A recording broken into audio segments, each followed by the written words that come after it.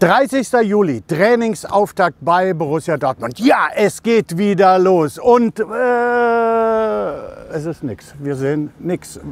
Wir sehen keinen Spieler. Und warum das so ist, das bespreche ich jetzt mit einem Mann, der mir sicherlich die Antwort darauf geben kann. Ich freue mich, dass du da bist, Sebastian Kehl. Sebastian, hallo. Ja, auf dem Platz ist nichts los. Wir sehen es, kein Spieler ist da. Auch die traditionelle Leistungsdiagnostik, die am Anfang eines Beginns des Jahres stattfindet, auch heute nicht. Wie kommt's? Ja, Corona macht das in der Form jetzt heute nicht möglich. Deswegen die Jungs sind heute alle angereist, sind auch alle da. Aber wir starten heute mit einer ersten Testung und werden dann am Wochenende die zweite Testung haben. Erst dann ist sozusagen der Betrieb auf dem Platz möglich. Erst dann können wir sozusagen richtig ins Fußballtraining einsteigen. Und dann werden am Wochenende auch die Tests dann noch folgen. Aber das ist so, das ist vorgeschrieben, wie die Tests in welcher Reihenfolge stattfinden sollen. Ne? Genau, also wir brauchen 2 negative Tests aller Mannschaft, okay. Der kompletten Mannschaft und auch wir haben auch den Staff testen lassen, einfach nur, weil natürlich jetzt viele im Urlaub waren und einige waren im Ausland und wir haben natürlich auch recherchiert, wo kommt der eine oder andere her und da wollen wir natürlich auf Nummer sicher gehen, dass wir jetzt dieses Virus, das uns ja weiterhin alle irgendwie begleitet und wir müssen Abstand halten und alle rennen mit Masken rum, was ganz normal ist für uns so momentan, dass wir dieses Risiko so weit wie möglich minimieren. Die Jungs auch separieren im Moment extrem voneinander. Wir hoffen natürlich, dass wir alle gesund sind. Wir hoffen, dass wir alle dann auch starten können. Aber es wird dann erst so sein, dass wir jetzt sukzessive in den nächsten Tagen dann die Leistungsdiagnostik drin machen. Auf dem Laufband werden wir testen, die Laktattestung, wir werden Krafttests machen, wir werden Stabilitätstests machen. Also all das, was wir sonst machen, aber erst nach diesen Testverfahren. Ja. Alles ist ein bisschen anders, das ist natürlich klar. Was sind denn für dich und für den Staff ansonsten so die größten Herausforderungen beim Wiedereinstieg in die Saison, ins Spiel?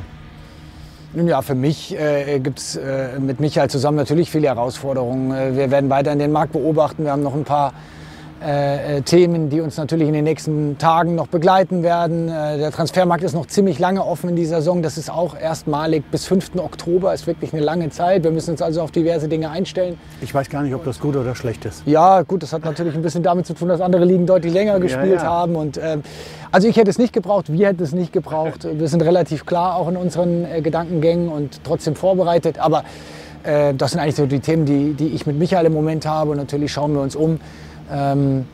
Und ja, für den Staff ist es natürlich die große Herausforderung Corona, ganz klar. Also dieses hygienische Konzept auch weiterhin zu verfolgen, trotzdem natürlich den Fokus auf den Sport, auf Vorbereitung zu legen. Wir wollen intensiv trainieren, wir wollen die Vorbereitung nutzen, dafür ist sie da, um bestmöglich in die Saison zu starten. Es ist auch eine große Herausforderung für den Staff, dass wir eine Nationalmannschaftsphase haben, Ende August, die beginnt am 31. August und wir haben eigentlich noch kein Spiel absolviert. Das ist auch komisch. Also das heißt, wir trainieren 4 Wochen, schicken die Jungs dann zu den Nationalmannschaften, kommen dann wieder und dann beginnt es erst.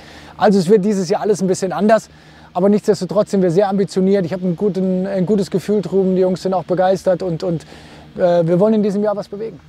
2 neue sind dabei. Thomas Meunier ist auf jeden Fall mit dabei und er ist ja schon ein paar Tage da, trainiert. Was hast du für einen Eindruck von ihm?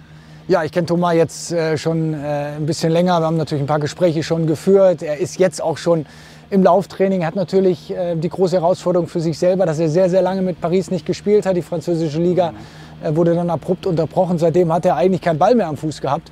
Und er ist aber so ein Profi. Er ist wirklich eine Maschine. Er hat, heiß er ist extrem heiß und er hat sich selber bereit erklärt, etliche Tage früher zu kommen, um hier schon zu trainieren, um sich sozusagen auf diese Vorbereitung nochmal vorzubereiten. Das zeigt, mit welchem Geist er rangeht, wie professionell er arbeitet.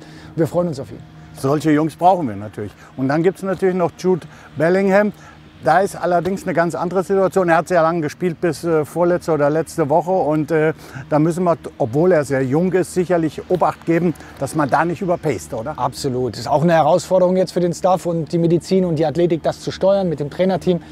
Aber Jude, der letzte Woche Mittwoch sein letztes Spiel noch gemacht hat, verrückt ist, der brennt natürlich. Er will von Anfang an dabei sein. Das war sein großer Wunsch, auch direkt beim Start dabei zu sein. Das zeigt auch, wie er denkt, wie er tickt, auf was er sich hier vorbereitet, wie wichtig ihm Borussia Dortmund ist, wie groß die Vorfreude ist.